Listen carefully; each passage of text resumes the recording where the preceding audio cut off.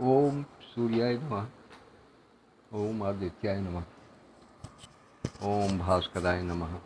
ओम दिनकराय नमः। ओम दिवाकराय नमः। ओम भार्गवे नमः। ओम द्रविड़े नमः। अंतर्राष्ट्रीय अवकाश का दिवस और अपने तेज से, अपनी ऊर्जा से, अपने प्रकाश से पूरे विश्व को ऊर्जा भरण पोषण और प्रकाशित करने वाले सूर्यदेव नमन करता हूँ। तत्पश्चात आज के अंक का प्रारंभ करता हूँ। कल काशी प्रवास था, आज पुनः लौट करके अपने स्थान आजमगढ़ पर आ गया हूँ। तो इससे पहले कि जहाँ क्रम चल रहा है भरत चरित्र का, वहाँ से कथा प्रारंभ हो, मैं हृदयांगन के साहित्यिक, सामाजिक, सांस्कृतिक, आध्यात्मिक संस्था के प्रमुख संरक्षक परमादरणीय आचार्य श्री श्री कृष्ण देव जी की चरण स्पर्श करते हुए उनसे आशीर्वाद की आकांक्षा रखता हूँ।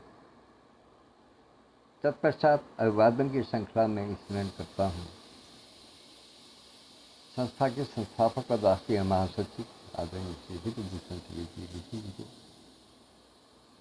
संस्था के राष्ट्रीय अध्यक्ष डॉक्टर विद्युत प्रभा चतुर्वेदी मंजू जी को, जो अपनी सौभाग्य से इस समय उपस्थित भी हो गई हैं, उनकी गरिमामय उपस्थिति को सादर प्रणाम। हृदयांगन गीतिका नामक पठन को मूर्त रूप प्रदान करने वाले आदरणीय श्री हरिवाणी जी को हृदय से नमन करता हूँ। संरक्षक मंडल के सभी सदस्यों को, संस्था के समिति के तमाम पदाधिकारियों को और हृदयांगन परिवार के छोटे बड़े कनिष्ठ वरिष्ठ हर आयु वर्ग के बाल, युवा, वृद्ध, नर नारी, प्रत्येक परिजन को यथा योग्य अभिवादन प्रस्तुत करता हूँ। आदरणीय संस्थापक महोदय और राष्ट्रीय महासचिव श्री विभूषण जी भी उपस्थित हो गए हैं। बहन वर्षा खन्ना भी उपस्थित हैं। इन सबकी उपस्थिति को प्रणाम करता हूँ और विशेष रूप से इसलिए करता हूँ कि अभी कुछ क्षण पूर्व तक गाजियाबाद से हमारी प्रसिद्ध कवयित्री विदुषी बहन आदरणीय मधुर स्वामी जी अपना सुंदर काव्य पाठ कर रही थी और वहाँ से निवृत्त होते ही तुरंत मुझे दर्शन दे देना ऐसा लगा जैसे कि बस आप दरवाजे पर ही थे और आपने दर्शन किया। कपाट खुलते ही आपके दर्शन हो गए, ऐसा लगा।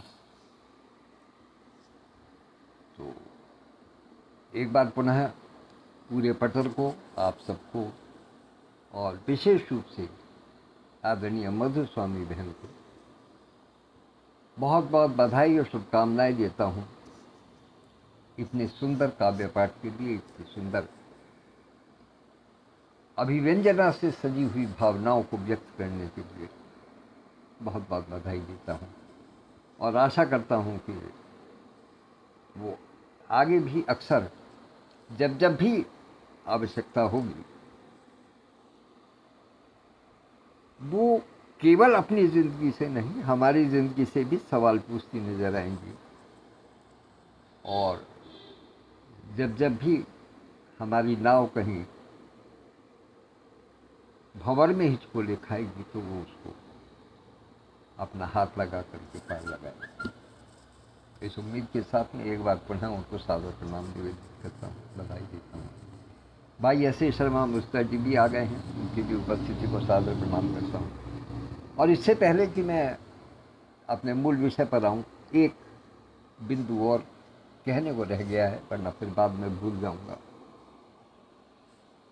कि आज पटल पर एक सुंदर कार्यक्रम की रूपरेखा आई जो आदरणीय परमादरणीय आचार्य श्री ने अपनी ओर से दादी की भागवत कथा में किस दिन क्या क्या चरित्र होने हैं, उनकी रूपरेखा निश्चित रूप से पाठकों के मन में और जो भागवत कथा प्रेमी हैं उनके मन में एक नवीन उत्साह का संचार करेंगे। और निश्चित रूप से ये हमारे उन सभी साथियों के लिए बहुत ही लाभदायक रहेगा जो कि पूरे समय साथ रह पाने की स्थिति में नहीं होंगे, तो उनके मनपसंद चरित्र जिस दिन होने होंगे, ये तो भागवत कथा अपने आप में सारी ही मनपसंद होती है, लेकिन फिर भी कुछ पात्र कुछ विशेष ऐसे होते हैं जिनसे कि खास लगाव होता है और उनकी कथा को जानने की या समझने की बूझने की इच्छा अधिक होती है मन में। तो उनकी तिथि का पता रहेगा तो हमारे साथियों को, हमारे सदस्यों को, परिजनों को उस दिन के हिसाब से अपनी यात्रा का तैयारी करने में और उसको आरक्षित करने में, कार्यक्रम में उपस्थिति को सुनिश्चित करने में आसानी होगी, ऐसी मुझे उम्मीद है। तो मेरा अनुरोध है कि जो जो साथी यहाँ हैं वो अपने अपने पटल पर या अपनी अपनी टाइमलाइन पर उस कार्यक्रम को पूरे को प्रचारित प्रसारित करें, ताकि इसका लाभ अधिक से अधिक संख्या तक लोगों तक, आम जनता तक पहुंच सके। इसी के साथ में आइए अपनी बात प्रारंभ करते हैं, वरना तो बात करने को तो विषय जितना मर्जी उतना लंबा किया जा सकता है, लेकिन फिर मूल विषय से हटेंगे तब दिक्कत होगी। तो आइए कल जहाँ विश्राम पाए थे वहाँ से पुनः प्रारंभ करते हैं कि यों सुधारी सन्मानी जन किए साधु सिर मोर, को कृपालु बिनु पाली हैं बिरदावली बरजोड़।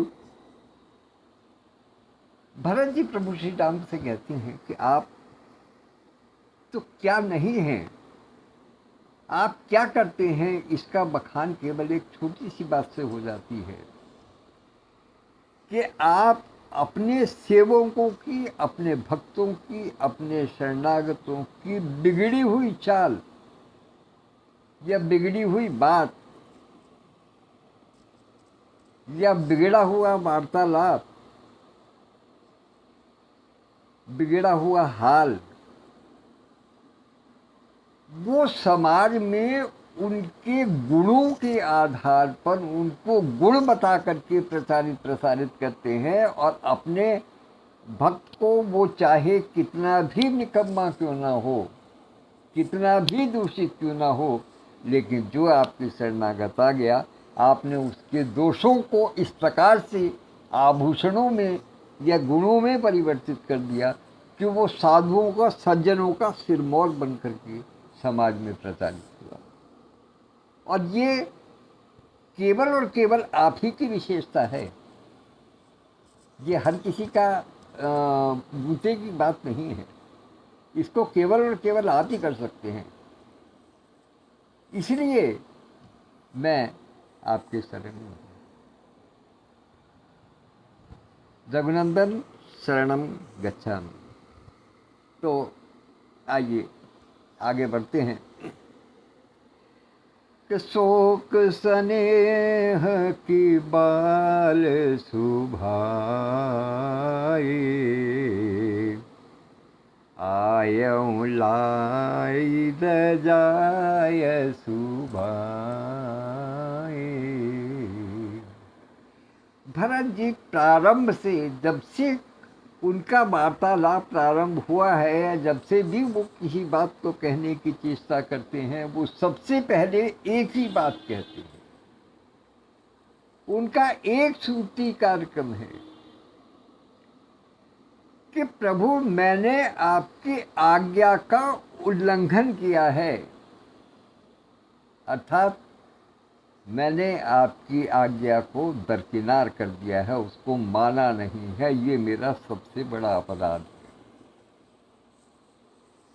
लेकिन फिर भी आप मुझसे प्रेम करते हैं, ये आपकी महान। विशेष कथन उनका ये है कि मैं मोह के कारण, अपने मोह के कारण मोहग्रस्त होकर के शोक स्नेह के बाल शोभाएं। अब क्या कहूं मैं इसको अपने शोक की संज्ञा दूं कि आपके विरह में जो मेरे मन में शोक है उसके कारण ऐसा हुआ है, या आपके प्रति जो स्नेह है मेरे मन में उसके कारण ऐसा हुआ है,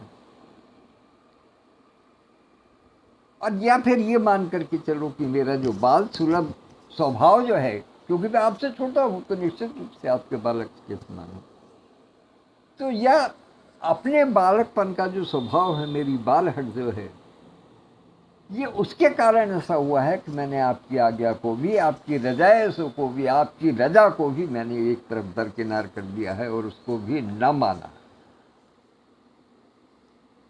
तो तब हूँ कृपाल हेरी निज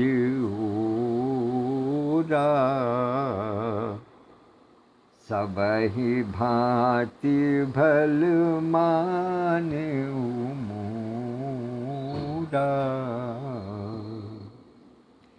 कि इतना सब होने के बाद भी हे कृपालु, हे दयालु, हे दीनबंधु, हे कृपा सिंधु, आपने मेरी ओर ही देखा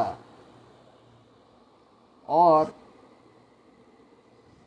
सबकी भांति मेरे हित को विचार किया, सब प्रकार से मेरा हित ही विचार कर रहेगा। ये सबसे बड़ी बात है कि मेरे अंदर लाख कमियां हैं, लेकिन मुझे इस बात का भरोसा है कि आप मुझसे प्रेम करके मेरे लिए ही, मेरे हित के लिए ही सब कुछ सोच रहे हैं।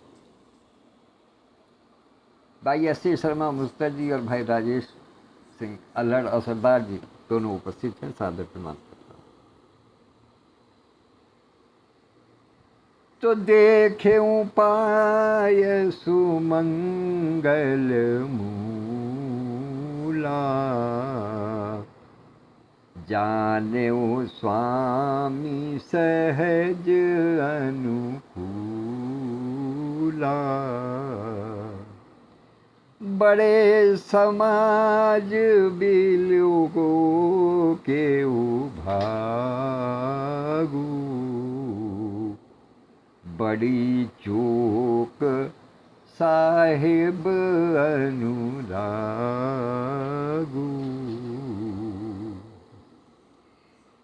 कि मैंने आपके चरण कमलों का दर्शन किया है। वो चरण कमल कैसे हैं? जो सुमंगल मूला, जो हर प्रकार के शुभ का मूल हैं, अर्थात आपके चरण कमलों का दर्शन करके सब प्रकार का सुमंगल ही होता है, शुभ कार्य ही संपन्न होते हैं। अर्थात आपके चरण कमलों का दर्शन प्रत्येक जीव के जीवन में सुख का मूल कारण है, जड़ है। ऐसे आपके चरण कमलों का मैंने दर्शन किया है और इस बात को दृढ़ विश्वास के साथ मैं कह सकता हूं, मैंने इस बात को मान लिया है कि आपका मुझ पर अतीव स्नेह है, अपरिमित स्नेह है आपका मुझ पर। इस बड़े समाज में, इतना बड़ा समाज है दोनों ओर का, अवध का और मिथिला का, लेकिन इन दोनों समाज के बीच में भी मैं अपने आप को बड़भागी मानता हूं कि आपने मुझ पर इतना स्नेह दिया है। आप विशेष रूप से मुझ पर केंद्रित हैं। मेरे भाग्य को संवारने में आप निश्चित रूप से कृत संकल्प हैं। ये मेरे लिए बड़े सौभाग्य की बात है। आपका मुझ पर कितना अनुराग है मैं ये जान करके कृतकृत्य हूँ, अभिभूत हूँ, और आपका कितना अनुराग है मैं उसको वर्णन करने में असमर्थ हूँ। और विशेष रूप से इसलिए कि इन दोनों समाजों के बीच में सबसे अधिक मुझ पर स्नेह है। तो इसलिए इस अनुग्रह के लिए मैं कभी भी कृतज्ञ नहीं हो सकता, इसको हमेशा स्वीकार करता हूँ। तो इतनी बड़ी चूक हो जाने के बाद भी कि मैंने पिता की आज्ञा नहीं मानी।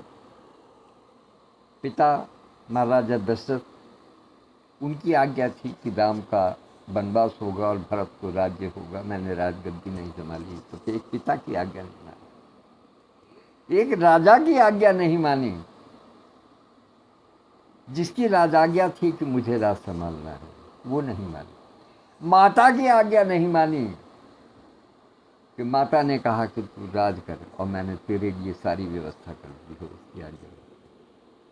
आपकी आज्ञा नहीं मानी क्योंकि आप वन को आए थे ये सोच करके कि यहाँ पर कोई शहरी व्यक्ति जो है वो आपको परेशान ना करे, आपको डिस्टर्ब ना करे, आपको असहज स्थिति में न लेकर के आए। लेकिन मैंने वो भी नहीं मानी, मैं अपने साथ में पूरे समाज को लेकर के यहाँ तक आ गया। तो इतनी बड़ी, इतनी सारी चूक होने के बाद भी आपका मुझ पर अनुराग है, ये मेरे लिए बहुत बड़ी बात है। इसके लिए मैं कभी भी, इस ऋण से मैं कभी भी उऋण नहीं हो सकता। तो नाथ निपट मैं कीन्ही ढिठाई, स्वामी समाज सकोच बिहाई, अभिनय विनय जथा रुचि जानी, अभिनय विनय जथा रुचि बानी, क्षमहि देवु अति आरती जानी। आदरणीय डॉक्टर सत्यप्रकाश पांडे जी भी उपस्थित हैं, सादर प्रणाम करता हूँ।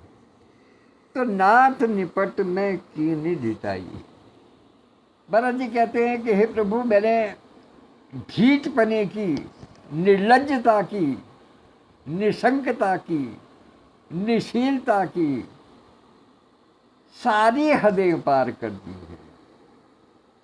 मैंने कोई भी सीमा छोड़ी नहीं है, सारी सीमाएं मैं लांघ चुका हूँ। जो भी मेरे से अवज्ञा की सीमाएं हैं, मैं उन सबको तोड़ चुका हूँ। और उन सबको तोड़ते हुए अपनी वाणी से प्रसारित भी किया है। अर्थात निर्लज्जता देखिएगा कि एक तो गलत कार्य किया और फिर उसके बाद में उसका बखान भी स्वयं अपने मुख से किया, लेकिन इसके बावजूद भी आप आर्त भाव से, अर्थात अपनत्व के भाव से, करुणा के भाव से, क्षमाशीलता के भाव से मुझ पर अनुग्रह किए हुए हैं। ये बहुत, मैंने कोई काम ऐसा नहीं छोड़ा जो कि करना था और मैंने नहीं किया। सारी सीमाएं मैं छोड़ चुका हूँ, तोड़ चुका हूँ, लेकिन फिर भी आपका अनुराग मेरे प्रति कम नहीं, लगातार बढ़ रहा है। मैं इस चीज़ के लिए बहुत ही कृतज्ञ हूँ आपके प्रति। तो सुहृद सुजान सुसाहिबी, बहुत कहब बड़ी खोर, आयसु देय देव अब सबई सुधारी मोर। सुहृद, कल इस शब्द पर चर्चा हुई थी कि सुहृद कौन है। सुहृद का मतलब ये है सुंदर हृदय वाला, जिसको हम मित्र कहते हैं। एक मित्र होता है सुहृद। और यदि गूढ़ अर्थ में जाएं तो सुहृद का मतलब ये है कि जो बिना किसी हेतु के, बिना किसी कारण के मित्रता करने वाला हो, जो बिना किसी कारण के आपको आपके प्रति अच्छा सोचने वाला हो। सुहृद बिना किसी कारण से आप पर कृपा करने वाला हो, वो कृपालु सुहृद होता है। तो ऐसा सुहृद निश्चित रूप से जगत का तो कोई नहीं हो सकता, वो अलौकिक ही हो सकता है। तो भरत जी कहते हैं कि हे प्रभु, आप सुहृद हैं, बिना किसी कारण के, बिना किसी अपने हित के आप जो है वो सब पर कृपा करते हैं, सब पर कृपा करने वाले हैं, इसलिए आप सुहृद हैं। सुजान बुद्धिमान है, विद्यावान है, आप गूढ़ रहस्यों को जानकार हैं, और सुसादहीन, आप मालिक भी बहुत अच्छे हैं। जैसा कल वर्णन किया था कि आप मालिक बहुत अच्छे हैं, इसलिए क्योंकि आपके जो नौकर चाकर हैं, जो आपके नीचे काम करने वाले हैं, अर्थात जो आपके भक्त हैं, जो आपके दास हैं, आप उनके भी किसी दोष को ऐसे उजागर नहीं करते हैं जिससे कि उनको संकोच हो या उनको लज्जा का अनुभव हो, उनको अपमानित होना पड़े। आप उनके दोषों को भी गुण बता करके समाज में प्रसारित करते हैं। तो इतना अच्छा मालिक और कौन हो सकता है? वरना मालिक का तो काम यह है कि जरा सी गलती हुई तुरंत डांट करके, फटकार करके भगा दिया।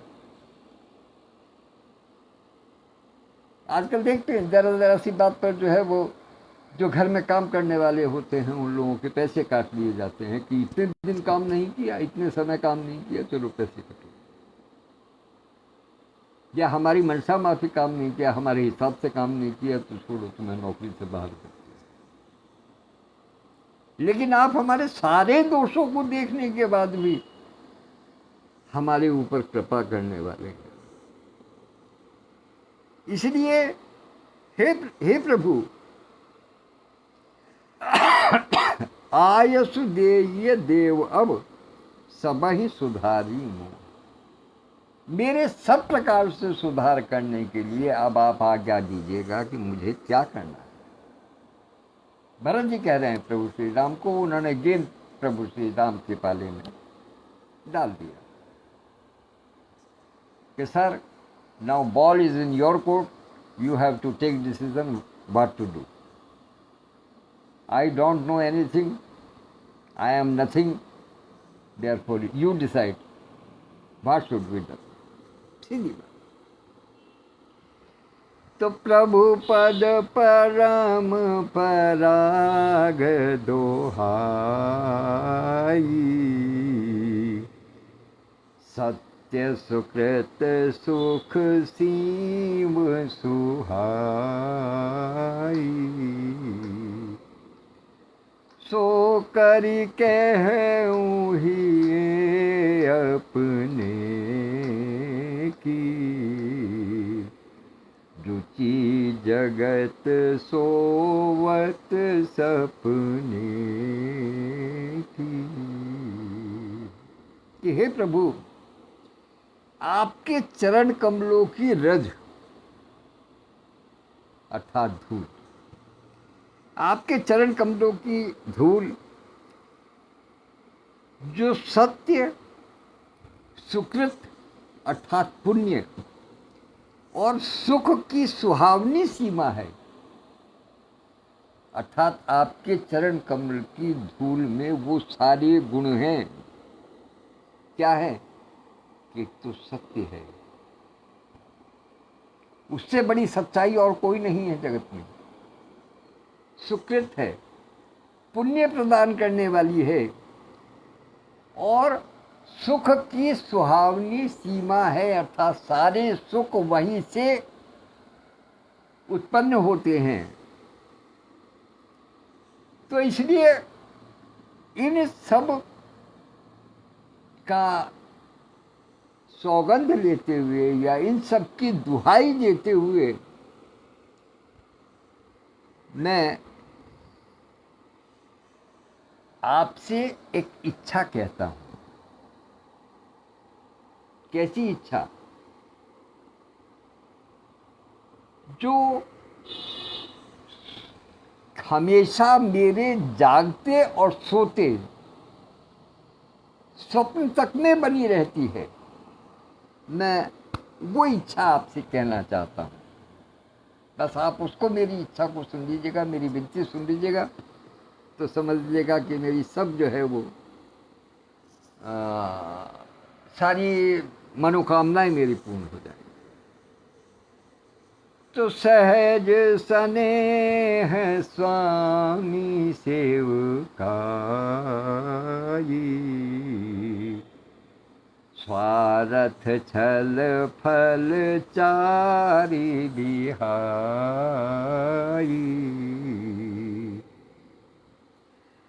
आज्ञा सम न सुसाहिब सेवा, सो प्रसादु जन पावे देवा। कि वो रुचि क्या है?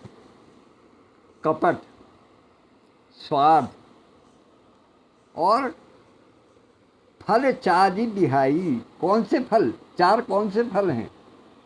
धर्म, अर्थ, काम, मोक्ष। इन चारों को छोड़ करके अपने कपट को, अपने स्वार्थ को और इन चारों फलों को छोड़ करके स्वामी की निश्चल रूप से सेवा करना, वो मेरी इच्छा है। और आज्ञा पालन के समय के समान श्रेष्ठ स्वामी की और कोई सेवा नहीं है। अर्थात जब इतना श्रेष्ठ स्वामी हो तो मनुष्य को बिल्कुल निश्चल होकर के, निष्कपट होकर के प्रभु के चरणों की सेवा करनी चाहिए, जो मैं करना चाहता हूँ। और जब ऐसा होता है तो सो प्रसाद जन भावे देवा, तो अपने मन में प्रसन्न होकर के देव जो भी प्रसाद दें उसे सहजता से, सरलता के साथ में भक्ति भाव से स्वीकार कर लेना चाहिए।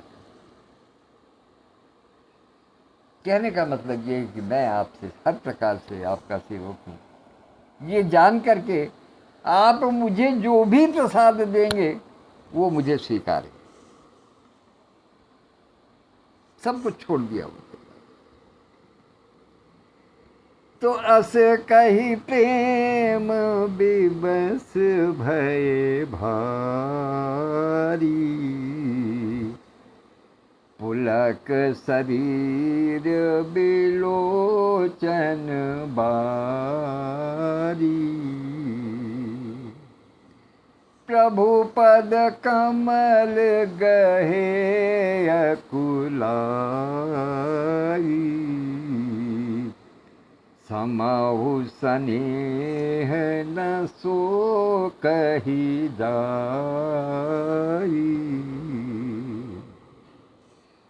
इतना कह करके भरत जी प्रेम से विभल हो गए।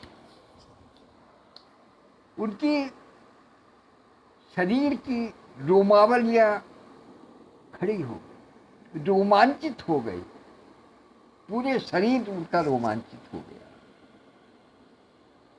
प्रेम हृदय में ऐसा उमड़ा कि नेत्रों से जल भर आया, गदगद हो गए, कंठ अवरुद्ध हो गया, कुछ बोल नहीं पा रहे हैं, इसलिए हाथ जोड़ करके खड़े हो गए और नेत्र बरसने लगे।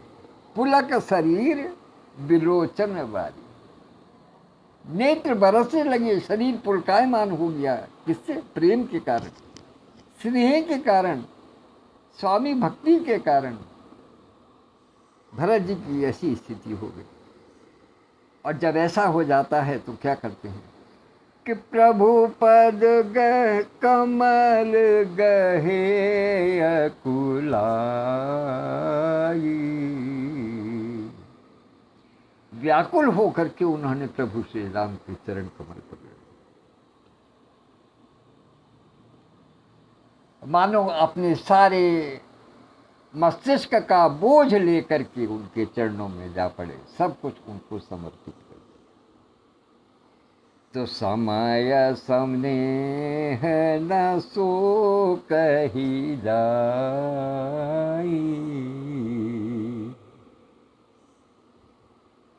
तो यद्यपि इसका जो वास्तविक अर्थ है वो ये है कि उस समय वो जो परिस्थिति थी उसमें समय और स्नेह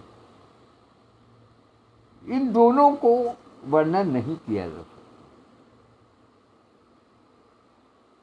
लेकिन जो एक हर मनुष्य का अपना विश्लेषण होता है, अपनी तार्किक बुद्धि से, यथा संभव तार्किक बुद्धि से जो चीज निकल करके आती है वो ये आती है कि समौ समनेह न सो कही जाए, कि उस समय जो भरत जी के मन में प्रभु श्री राम जी के प्रति जो अतीव स्नेह था, जिसके कारण उनकी जो वो रोमांचित हो रहे थे और जिस भक्ति भाव से, जिस देश अश्रुपूर्ण नेत्रों के साथ में उन्होंने प्रभु श्री राम के चरण कमल पकड़ लिए, तो वो जो स्नेह था समय से भी नहीं कहा जाता। कहते हैं कि समय जो है वो सब कुछ कह देता है। कहा जाता है ना कि भाई अगर कुछ नहीं हम किसी के प्रति कुछ कर पा रहे या अपना भाव उसको नहीं दे पा रहा है तो समय अपने आप देगा, वक्त बताएगा, हम क्या बताएं।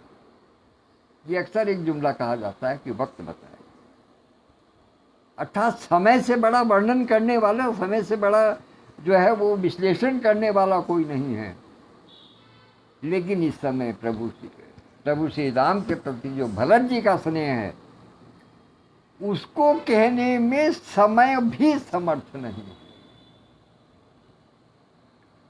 अर्थात समय में भी उतना ज्ञान नहीं है कि वो भरत और श्री राम के संबंध को, स्नेहिल संबंध को परिभाषित कर सके या उसकी विश्लेषण कर सके, उसके रहस्य का अंदाजा लगा सके। तो कृपा सिंधु सनमानी सुबानी, बैठाए समीप गही पानी। भरत जी की ऐसी स्थिति को देख करके प्रभु श्री राम सुंदर वाणी में, अपने मधुर वचनों में कुछ कहना चाहते हैं। उनकी स्थिति को देख करके कुछ वर्णन करना चाहते हैं, कुछ बताना चाहते हैं, कुछ मन के भाव देना चाहते हैं। लेकिन जब देखते हैं कि भरत जी उनके चरणों में शरणागत हो गए हैं, तो उन्होंने सबसे पहले क्या काम किया कि बैठाए समीप गही पानी। भरत जी का हाथ पकड़ करके उन्होंने पहले अपने समीप बैठाया कि मेरे पास बैठो। पास बैठाने में प्रभु श्री राम ने हमेशा संकोच किया। या तो पास बैठाया था सुग्रीव कहे हुए मित्र को, या पास बैठाया था विभीषण को, रावण के भाई विभीषण को अपने पास बैठाया, अपने पास उनको आसन दिया, या फिर आज भरत जी को उन्होंने हाथ पकड़ करके अपने पास बैठाया। विभीषण जी को अपने गले से लगा करके बैठाया था, सुग्रीव जी को मित्रता प्रदान करके अपने पास बैठाया था। लेकिन वो अकेले भरत जी ही हैं जिनको हाथ पकड़ करके अपने पास बैठाया है। क्योंकि वो जानते हैं कि जो स्पर्श से जो आशीर्वाद प्राप्त होता है, स्पर्श से जो तरंगे एक शरीर से दूसरे शरीर के अंदर पहुंचती हैं, वो भावनात्मक तरंगे होती हैं और वो एक दूसरे का संबल बनती हैं। इसलिए प्रभु श्री राम ने अतीव प्रेम के कारण भरत जी का हाथ पकड़ करके, उनकी दशा देखते हुए उनका हाथ पकड़ करके अपने पास बैठाया। तो भरत विनय सुनी देखी सुभाऊ,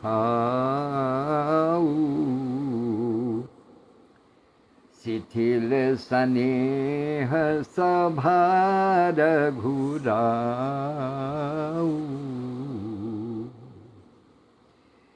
भरत जी की विनती सुन करके, भरत जी के विनयी स्वभाव को देख करके, उनकी विनती सुन करके और प्रभु श्री राम का उनके प्रति प्रेम देख करके दोनों ओर का समाज जो है वो विभाव विभल हो गया। जगन्नाथ जी के स्नेह से सारी सभा शिथिल हो गई। ऐसा लगा कि जैसे पता नहीं है क्या कोई अलौकिक दृश्य देख लिया हो, एक ऐसा दृश्य जिसकी कभी कल्पना नहीं की हो, या कहिएगा कि इस दृश्य से उत्पन्न जो सबके मन में भाव हुए वो ऐसे अतुलित थे कि उनका वर्णन नहीं किया जा सकता, उनको कहा नहीं जा सकता, उनको बखान नहीं किया जा सकता। जैसे बताया ना कि इस समय जो स्नेह है उसके विषय में वर्णन करने में समय भी समर्थ नहीं है, तो भला साधारण जन की तो बात ही क्या है।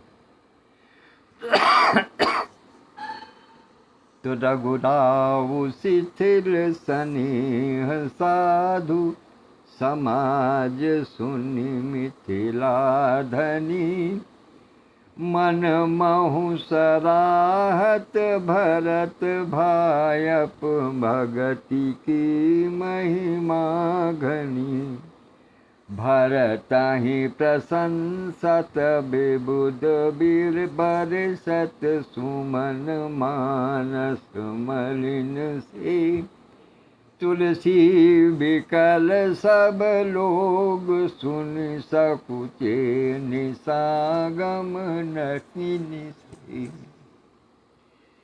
रघुराऊ शिथिल स्नेह साधु, समाज सुनि मिथिला गनी।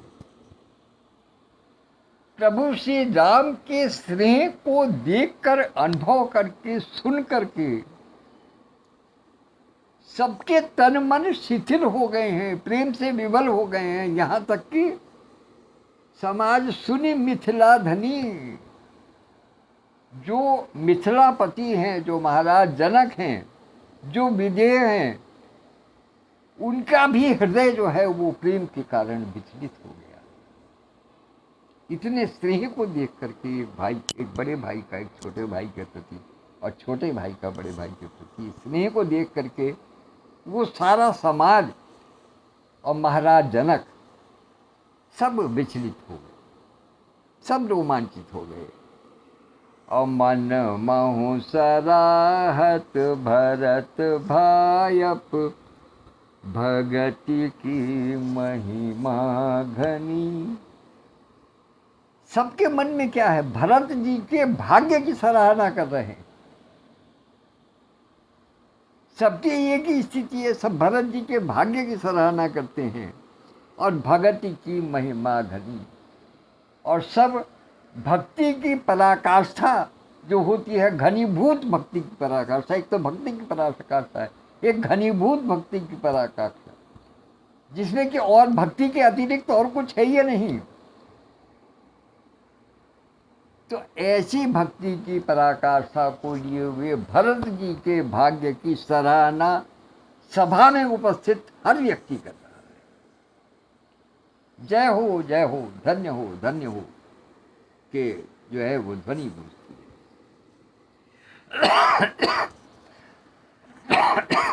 और क्या कि भरत ही प्रशंसित, विधु विबुध बरसत, सुमन मानस मलिन से,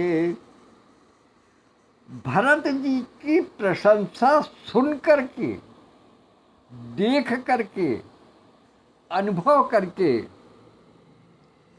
विबुध बरसत सुमन, विबुध माने जो देवतागण हैं, जो देवलोक से जो देवतागण जो देख रहे थे, वो बरसत सुमन, वो भरत जी के ऊपर पुष्पों की वर्षा करने लगे। लेकिन क्या है कि कभी कभी ऐसा होता है कि मनुष्य के मन में भाव कुछ और होते हैं और दिखाता कुछ और है। यहाँ इस परिस्थिति में, इस समय, इस वर्णन में वही भाव है कि भरत ही प्रशंसत विभुत बरसत सुमन, और लेकिन मानस मलिन से, मन में दुखी होते हुए, मन में उनके दुख है कि हमारा सारा काम बिगड़ा जा रहा है। लेकिन फिर भी चूंकि भरत जी की भक्ति ऐसी है कि पूरा समाज, पूरी सृष्टि उनकी प्रशंसा कर रही है, इसलिए देवताओं को विवश होकर के, फिर कहता हूँ, देवताओं को विवश होकर के भरत जी के ऊपर पुष्पों की वर्षा करनी पड़ी। उनके मन उनके बेशक मलिन थे, मन की भावना उनकी शुद्ध नहीं थी, लेकिन परिस्थितियों के वशीभूत होकर के, परिस्थितियों का आदर करने को विवश होकर के वो भरत जी के ऊपर आकाश से पुष्पों की वर्षा कर रहे हैं। और तुलसी बिकल सब लोग सुनी, सकुचे निशागम नलिन से। और क्या कहते हैं, देवलोक की वर्णन क्या करते हैं तुलसीदास जी? कहते हैं कि देवलोक में जितने भी लोग हैं, जो भी देवतागण हैं, उन सब के चेहरे, शरीर, मन के भाव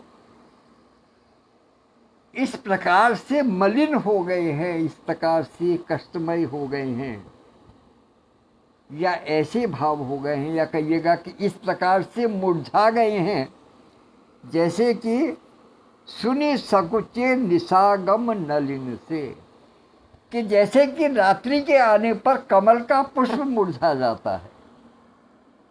इस प्रकार से देवताओं के हृदय जो है वो संकोच के कारण मुरझा गया। विवशता में उन्होंने भरत जी की प्रशंसा पर पुष्प वर्षा तो की, लेकिन उनके हृदय के जो भाव है वो कहीं जाते नहीं। वो कहते हैं ना कि चोर चोरी से जाए लेकिन हेरा फेरी से न जाए। इसलिए देवताओं के मन में और कुछ नहीं है, जो कुछ हो रहा है देख रहे हैं उसको, लेकिन एक तरीके से निश्चल भाव से देख रहे हैं, तटस्थ होकर के देख रहे हैं। और जब देख रहे हैं कि पूरा समाज उनकी प्रशंसा कर रहा है भरत जी की, भरत जी के भाग्य की, उनकी भक्ति की, उनके स्नेह की, उनके शील की, उनके संकोच की,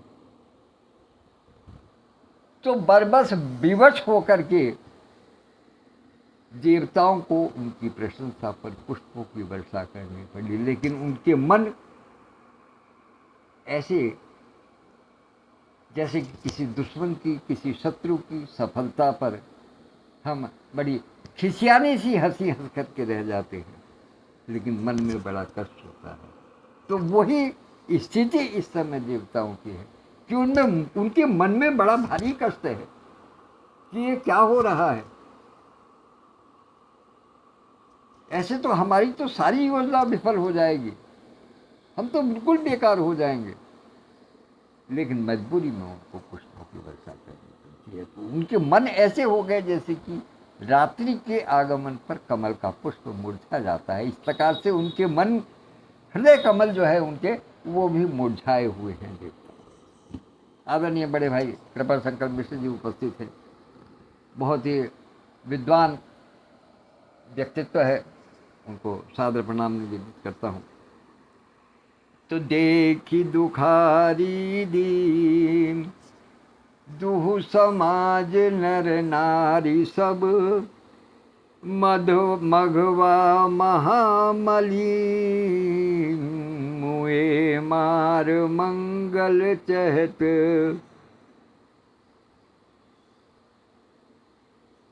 खिसियानी बिल्ली खंबा नोची। खिसियाई हुई जो हंसी है वो पता दूर से चल जाती है। कोई आदमी भले ही ना समझे, लेकिन जो अंतर्यामी है, जो सर्वज्ञ है, जो सर्वव्यापी है, वो न समझे इस बात को, ये संभव नहीं। तो इसलिए देख दुखारी दीन दुहु समाज नर नारी सब, कि दीन और दुखी समाज को देख करके जो नर नारी वहाँ पर दोनों समाज के बैठे हुए हैं, उनके दुख को, उनके कष्ट को समझते हुए घड़ियाली आंसू बहाते हुए मघवा महामलिन मुए मारे मंगल चहत, अर्थात इंद्र और उसके समर्थन में जो देवतागण थे, देवलोक थे, वो विवशतावश इन दोनों समाजों की, अवध समाज की और मिथिला के समाज की, उन दोनों के लिए मंगल कामना करते हैं। जैसे कभी कभी मुझे कहना नहीं चाहिए, पंडित जी जो है वो स्वस्ति वाचन बोलते हैं, लेकिन वो स्वस्ति वाचन बोलते हुए उनके हाथ कुछ कुछ सामग्री पर रहते हैं कि वहाँ से उठाना है, ये करना है, वो करना है। किसी को इशारा करते हैं कि माइक नहीं चल रहा है, किसी को कहते हैं कि तुम पुष्प लेकर के आओ, तो लेकिन वो स्वस्ति वाचन बोलते रहते हैं लगातार। इसी तरीके से इंद्र जो है वो और बाकी उसके साथी देवता जो है वो मंगल कामना तो कर रहे हैं इन दोनों समाजों की दीनता को और दुख को देख करके, लेकिन वो मन से नहीं कर रहे हैं। उनके मस्तिष्क में कहीं कुछ और चल रहा है। आईने में वो अपनी शक्ल नहीं देख रहे, बल्कि आईने में वो देख रहे हैं जो वो देखना चाहते हैं, और जब वो नहीं दिखाई देता तो परेशान हो जाते हैं। कई बार लोग बाग आईना क्यों तोड़ देते हैं? उनके तोड़ने का कारण ये है कि वो जो देखना चाहते हैं, जैसा वो चाहते हैं कि मेरा बनाव श्रृंगार हो, वैसा होता नहीं है। पिछले दिनों सुना कि वो जब भी अक्सर ऐसा सुनते हैं कि पाकिस्तान जो है वो जब अपने यहाँ भारत के किसी क्रीड़ा प्रतियोगिता में जब कभी हार जाता है और उसमें भारत विजयी हो जाता है, तो कहते हैं कि वो अपने टेलीविज़न फोड़ देते हैं। उसमें टेलीविज़न का भला क्या कसूर है? अरे वो तो जो हो रहा है वो तो समाज जान रहा है, सब कुछ देख रहे हैं। लेकिन फोड़ने का कारण क्या है? कि वो उनके हृदय की उद्विग्नता बताता है। लेकिन जिस समय कोई इंटरव्यू लेने के लिए पहुंचता है तो बड़े कहते हैं हाँ हाँ अच्छा है, जो अच्छा खेलेगा उसको अच्छा तो फल मिलेगा। वही वस्तु यहाँ है, वो मैंने थोड़ा सा उसको लाइटर नोट में कर दिया, लेकिन वास्तविक स्थिति वही है कि कह रहे हैं हाँ हाँ मंगल हो, हाँ ऐसा ही होना चाहिए, ऐसा ही होना चाहिए, लेकिन मन में कटुता भरी। तो अब इस परिस्थिति में आगे क्या होना है उसका दर्शन हम कल करेंगे, क्योंकि कल भी बहुत भावुक प्रसंग होने जा रहा है। ऐसा नहीं है कि इस सारी परिस्थितियों से प्रभु श्री राम अवगत नहीं है, वो तो अंतर्यामी है, वो तो हर जीव की मन की गति को जान लेते हैं। तो इसलिए ऐसा तो नहीं है कि उनको इंद्र की या बाकी जो देवता हैं जो उनके मन में जो कुटिलता चल रही है उसका ज्ञान नहीं है, वो सब जान रहे हैं। अब उसको वो फिर किस प्रकार से संभालते हैं या किस प्रकार से उसका वर्णन होता है, वो हम कल के अपने वचन में देखेंगे। तब तक के लिए आज्ञा दीजिएगा। धन्यवाद। और जो भी उपस्थित हुए हैं उन सबको सादर प्रणाम करता हूँ, निवेदित करता हूँ।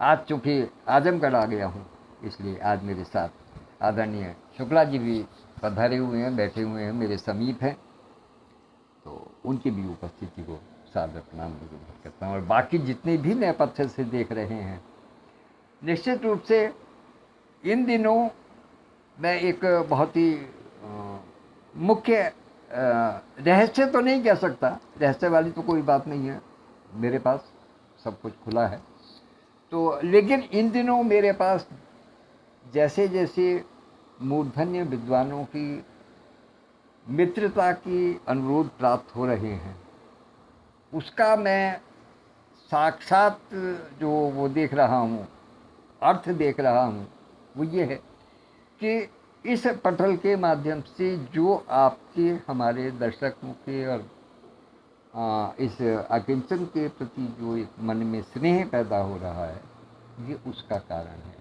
और मैं समझता हूँ बहुत ही शीघ्र हो सकता है कि इसी माह के अंतर्गत, इसी माह के अंदर